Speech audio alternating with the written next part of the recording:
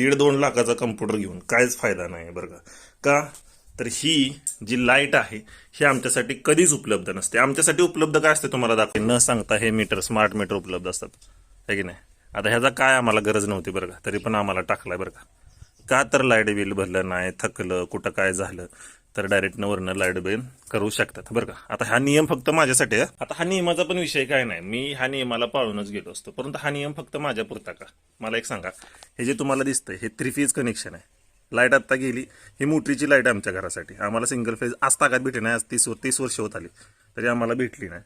Light जाते 4-4 तास, 5-5 तास लाईट जाते, कधी येत नाही. मध्ये आधी तर त्या लाईटीच्या तारा चिटकल्या की नाही, जळून गेलं. मध्ये 10,000चं नुकसान माझं झालं. SMPS जळा, सगळं घरदाराचं, म्हणजे टीव्ही जळी, बऱ्यापैकी वायफाय मशीन जळ. त्याचा कुणीच काही बघितलं नाही बरं का. पण असल्या गोष्टीला सरकार लगेच आमच्याकडे पुढे असतं. तर मला विचारायचं की नियम हे फक्त माझ्या पुरतेच आहेत का सगळ्यांसाठी नियम आहेत. स्वतः मी जाणार आहे उद्या आणि उद्या जाऊन विचारणार आहे की फक्त नियम गरिबासाठीच आहेत का. हा मनमानी कारभार चाललाय तुमचा सगळ्यांचा. लाईट वापरता आकडं टाकून बिकून सगळं करून तुम्ही तिथे लक्ष देत नाही आणि तुम्ही गरिबाच्या घरी फक्त नियम दाखवणार आहे का. हे मला जरा विचारायचे उद्या, नाही का. की सिंगल फेज लाईट नाहीये ना, की आम्हाला गावठाण लाईट आहे. 24 तास लाईट नसते आमच्याकडे. लाईट सारखी ये जा ना. आता तर उन्हाळा आहे, आता सुरुवातच आहे बघा लोड शेडिंग बिडशेडिंग.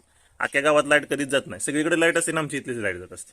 सो मला तर त्या अधिकाऱ्यांना जाऊन उद्या विचारणार आहे मी नक्की फक्त नियम फक्त माझ्यासाठीच आहेत का गरिबासाठीच फक्त नियम दाखवले असतात आणि श्रीमंतासाठी तुमचं सगळं चालतं.